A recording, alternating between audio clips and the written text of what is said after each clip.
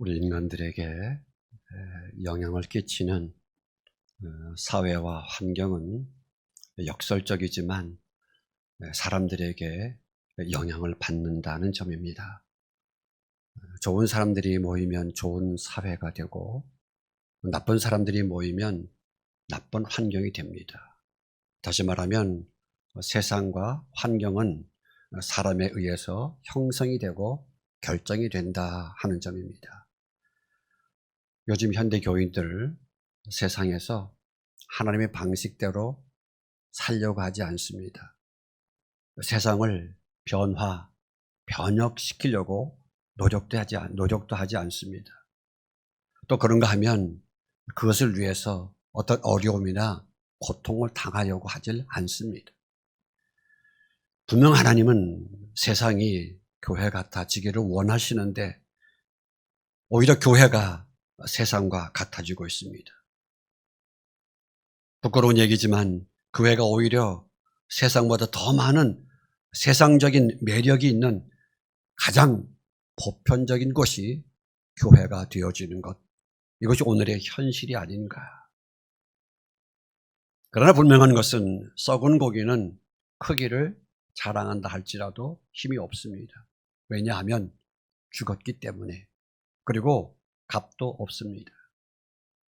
우리 교회는 크기를 자랑하는 교회가 되는 것이 아니라, 연수를 자랑하는 것이 아니라 살아있음을 자랑하는 생명력 있는 교회가 될 줄로 믿습니다.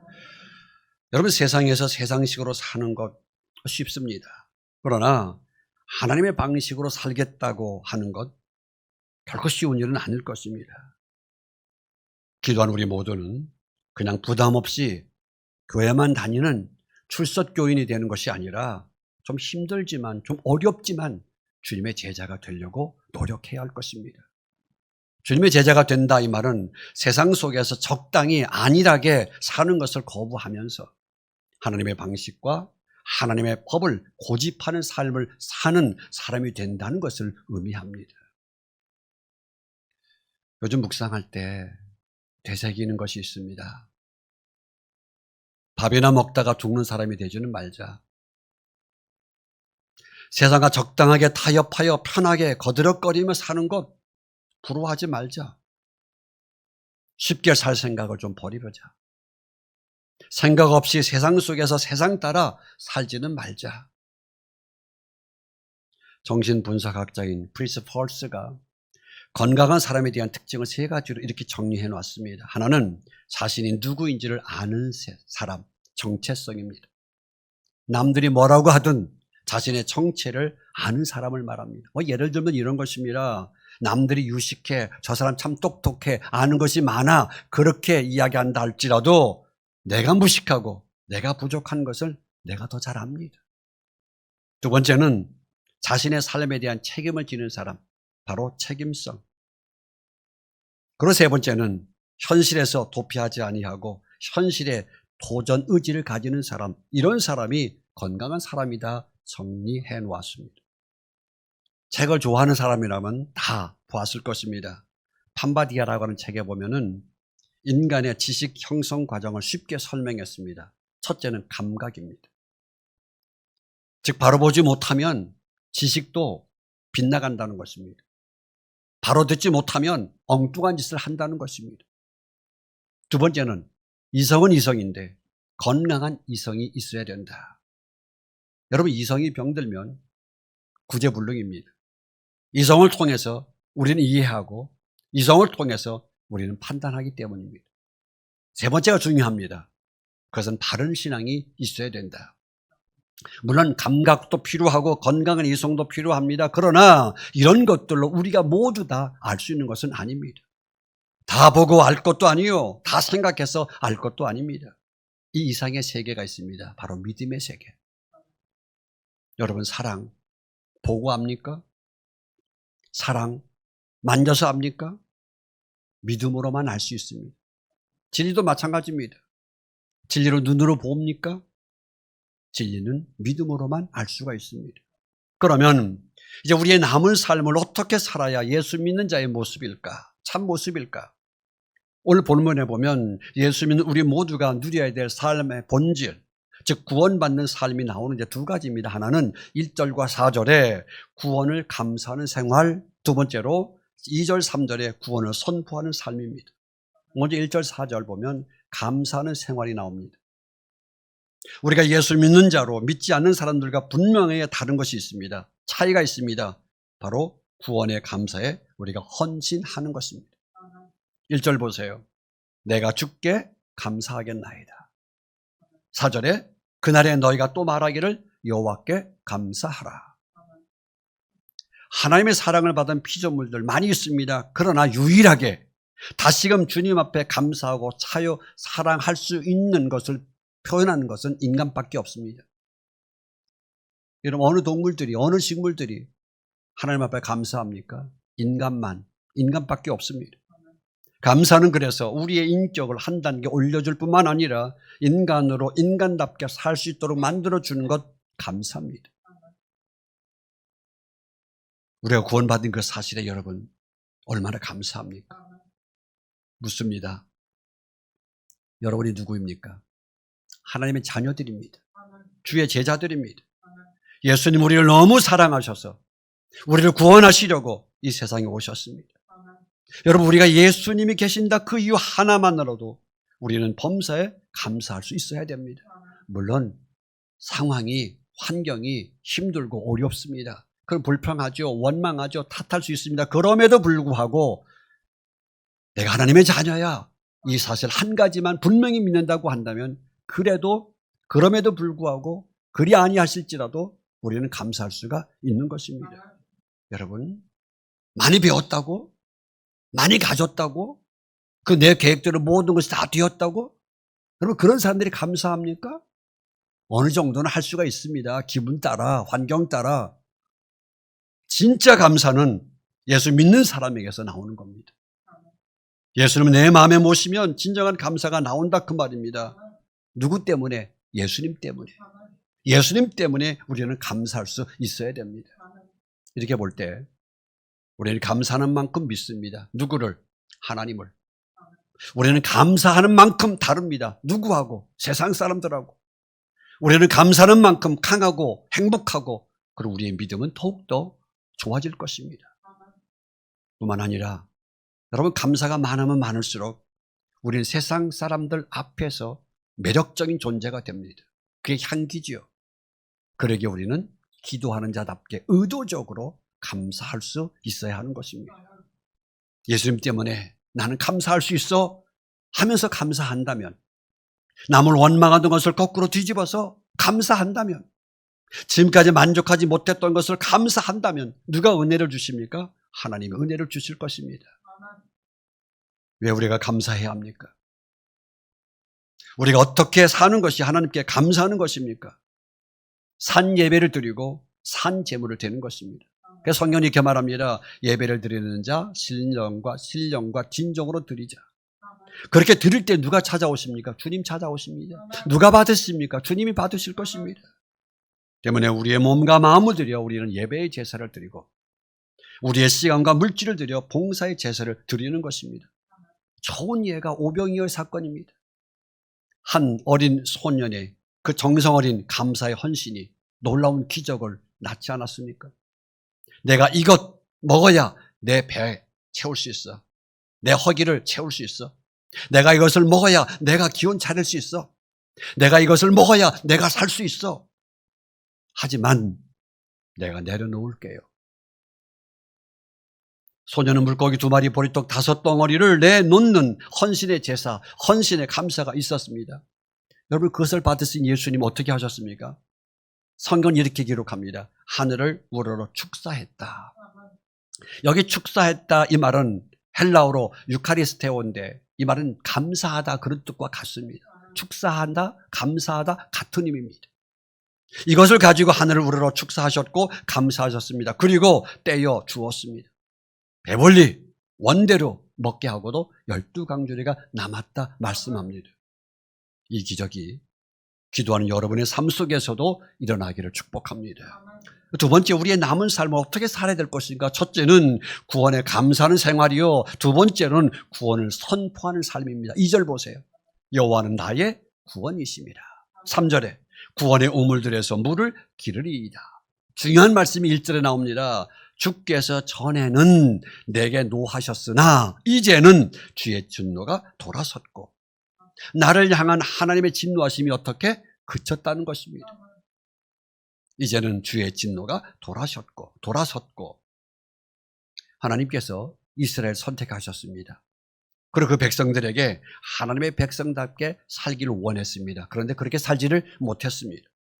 그렇게 살지 못하니까 하나님께서 사랑의 배를 대셨습니다. 당시에 아수르와 바벨론 같은 이방 나라를 사용을 하셨습니다. 인간 막대기를 사용하셔서 믿는 사람들을 흔들어 놓으셨습니다. 그리고 예루살렘 성을 함락시키기까지 하셨습니다. 때로는 하나님의 채찍이 필요할 때가 있습니다. 그러나 하나님의 진노와 채찍은 영원히 계속되는 것 아닙니다. 잠깐의 것입니다. 매를 드시지만 눈물 흘리시고, 깨달으면 눈물로 씻어주시는 분, 위로해 주시는 분입니다. 그러면 이 위로의 하나님, 우리가 언제 경험할 수 있습니까? 내 삶이 힘들고, 내 삶이 어렵고, 내 삶이 역경과 고난이 있을 때 주님께서 찾아와 주셔서 위로해 주신다는 것입니다. 성경이 이렇게 말합니다. 시편 30편에 주의 성도들아 여호와를 찬송하며 그의 거룩한 이름에 감사할지어다. 그 노여움은 잠깐이요 그 은총은 평생이로다. 본문 4절 말씀을 세 번의 성경엔 이렇게 기록하고 있습니다. 그의 이름을 불러라. 그가 하신 일을 만민에게 알리며 그의 높은 이름을 선포하라. 그리고 5절에 온 세계에 알려라. 온 땅에 알게 할지어다. 여러분, 이건 명령입니다. 근데 명령은 강하게 하나 부드럽게 하나, 명령은 명령입니다. 그러면 어떻게 하면 이 명령을 우리가 잘 실천에 옮길 수 있을까요? 먼저는 빚진 자의 마음을 가져야 됩니다. 빚진 자의 마음이 필요합니다. 우리의 상식은 빚은 갚아야 됩니다. 우리는 하나님에게 큰 빚을 지고 있습니다. 주님의 보혈의 피로 우리를 깨끗게 하셨기 때문에, 구원받았기 때문에, 하나님의 자녀가 되었기 때문에 우리는 그 빚값을 반드시 갚아야 합니다.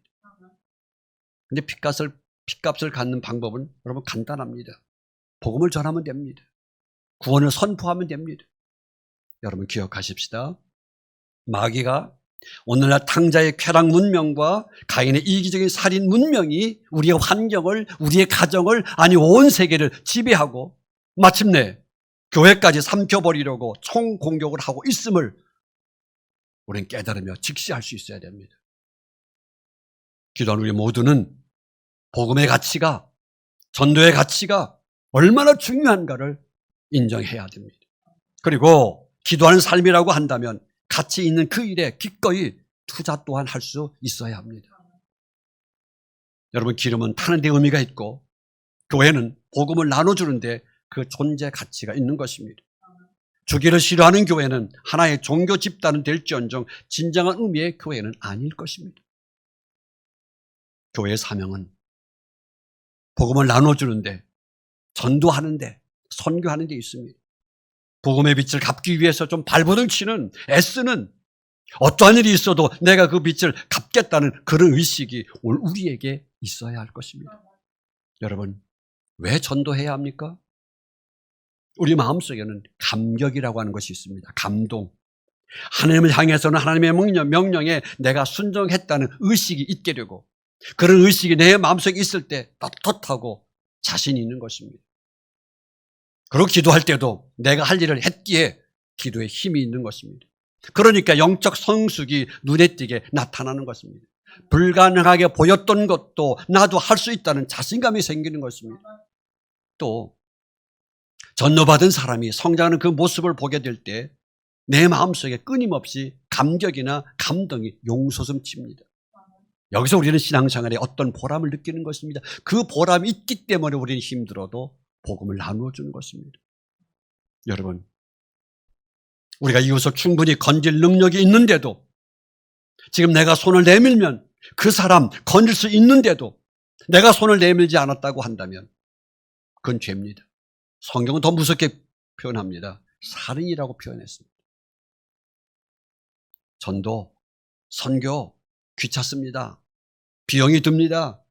그러나 빚진 자는 언제나 그 빚을 갚아야 마음이 편한 것입니다. 전도, 하나님에게 빚을 갚는 행위라고 한다면 우리는 기쁜 마음으로 전도해야 됩니다. 여러분, 하나님의 은혜는 나 혼자 누리라고 주신 것 아닙니다. 여러분, 주님의 복음을 알게 해야 합니다. 여러분, 세계를 가슴에 품은 그리스도인이 되려는 비전을 가슴에 품을 때 그 비전이 여러분으로 하여금 합당한 그릇을 담는, 비전을 담는 그런 귀한 그릇이 될 수가 있는 것입니다. 그런 말이 있죠. 꿈이 나를 꿈다운 삶으로 만들어준다. 꿈이 나를 꿈다운 삶으로 만들어준다. 그런데 문제는 뭐예요? 꿈이 없다는 것입니다. 그게 문제입니다. 내 인생을 무엇을 위해 투자할 것인가에 대한 확신이 없습니다. 미래에 대한 확신과 꿈이 없기 때문에 오늘 우리의 삶이 혹은 낭비적 삶을 살고 있는 것은 아니지. 우리 예언교회는 복음의 빚을 많이 지고 있습니다. 하나님께서 많이 축복해 주셨기 때문입니다. 우리 교회가 앞으로의 역사가 부끄럽지 않도록 전도와 선교에 앞장서야 할 것입니다. 기도하는 여러분들, 그러기에 모이면 정치가 이러쿵저러쿵 세상살이 이야기하면서 스트레스 받지 마시고, 모이면 서로의 손을 잡고 어떻게 하면 전도할 수 있는 힘이 있을까? 전도할 수 있는 힘을 달라고 서로를 위해서 기도하시기 바랍니다. 주님 명령입니다. 너희는 누굽니까? 기도하는 사람들. 너희는 누굽니까? 빚을 진 사람들. 만민에게 복음을 전하라. 전하지 아니하면 화가 있으리라. 바라기는 우리의 남은 삶이 아직도 주님을 알지 못하는 자들에게 사랑의 다리로 쓰임받는 도구가 되었으면 좋겠습니다. 하나님의 은혜와 축복을 유보하지 말고 미루는 것이 아니라 오늘 내 삶의 현장에서 누리는 그런 삶을 살 수 있어야만 합니다. 오늘 다시 보세요. 여호와를 찬송할 것은 극히 아름다운 일을 하셨음이니 이를 온 땅에 알게 할지어다, 그 말입니다. 이것이 하나님이 오늘 우리에게 요구하시는 명령입니다. 여러분, 하나님의 사랑은 기억만 하는 것이 아니라 표현해야 합니다. 여러분, 신앙생활은 취미 삼아 하는 것이 아닙니다. 어떤 관념도 지식도 아닙니다. 신앙생활은 은혜입니다. 신앙생활은 풍성함입니다. 그리고 실제입니다. 그래서 여기에 감동이 있고 감격이 있는 것입니다. 여러분, 우리 주위의 상황이, 우리 주위의 환경이 최악이라 할지라도, 그리고 사방이 가뭄이라 할지라도, 그런 환경이라고 한다면 여러분, 누굴 기대겠습니까? 누굴 의지할 수 있겠습니까? 사방이 가뭄인데 어디서인지 솟아나오는 생수를 우리는 맛보아야 할 텐데 어떻게 경험할 수가 있겠습니까? 묻습니다. 여러분은 비 오기를 기다리는 우기형 성도입니까? 아니면 가뭄에도 마르지 않는 옹달샘 신자입니까? 기도하는 자답게 옹달샘 신앙들을 소유하시기 바랍니다. 옹달샘의 은혜를 사모하시기 바랍니다. 여러분, 은혜가 되어야 기도가 되고 은혜가 임해야 아멘도 나오는 것 아닙니까? 진짜 은혜는 밖에서 들어오는 것이 아니라 안에서 솟아나는 것입니다. 무엇 때문에, 조건 때문에 우리가 그런 은혜라 생각하는 것이 아니라 무엇일지라도, 그리 아니하실지라도 은혜가 진짜 은혜입니다. 내면에서 솟아오르는 은혜의 힘으로 최악의 상황, 오늘의 어려움을 어떻게 극복할 수가 있는 것입니다. 여러분, 생명이 살아있다면 자라라는 것처럼 우리의 믿음도 살아있다면 자라가야 됩니다. 이 자라간다, 이 말은 기도하는 사람답게 성숙한 크리스찬이 되는 것을 의미합니다. 사람의 눈치를 보거나 칭찬을 듣기 위해서, 아니면 내 영광을 얻기 위해서 여러분 신앙생활 하지 마시기 바랍니다. 2절 말씀 보세요. 하나님은 나의 구원이시라 내가 신뢰하고 두려움 없으리니. 다시 말하면 하나님을 의지하는 마음이 강해지면 두려움은 쫓겨나가지만 세상에 두려움이 들어오면 하나님을 의지하는 마음은 약해진다는 것입니다. 여러분, 약해져 있습니까? 아니면 여러분 강해져 있습니까? 2절에 답을 합니다. 하나님은 나의 구원이시라 내가 신뢰하고. 그러면 두려움이 없어진다. 그래서 이사야 선지자는 이렇게 고백합니다. 주 여호와는 나의 힘이시며 하나님은 나의 구원이시라. 이것은 오늘의 구원이요 내 삶의 자리에 맛보는 하나의 힘입니다. 결론은 구원을 선포하는 삶, 그리고 구원에 감사하는 삶. 기도하는 여러분들은 주님의 임재를 체험하면서 3절 말씀처럼 기쁨으로 구원의 우물에서 물을 깃는 삶을 살 수 있기를 바랍니다. 기도한 여러분은 비 오기만을 기다리는 우기형 성도가 아닌 가뭄에도 마르지 않는 옹달샘 신앙 소유하시기 바랍니다. 주님의 구원의 우물에서 구원의 물을 마음껏 들이마시는 하나님의 자녀, 주의 제자 될 줄로 믿습니다. 하나님, 부족하지만 연약하지만 이렇게 하나님의 백성들로 세워주시고 신령과 진정으로 예배드릴 수 있도록 은총 주시고 너무너무 감사합니다. 그러나 부족하고 연약해서 넘어지고 쓰러집니다. 방황합니다. 오늘 말씀을 통해서 두 가지 명령을 받았습니다. 구원에 감사하게 도와주시고 구원을 선포하는 삶을 살게 도와주시옵소서. 그런 삶을 살기를 원하오니 주님 지켜주시고 인도하여 주시옵소서. 예수님 이름으로 기도합니다. 아멘.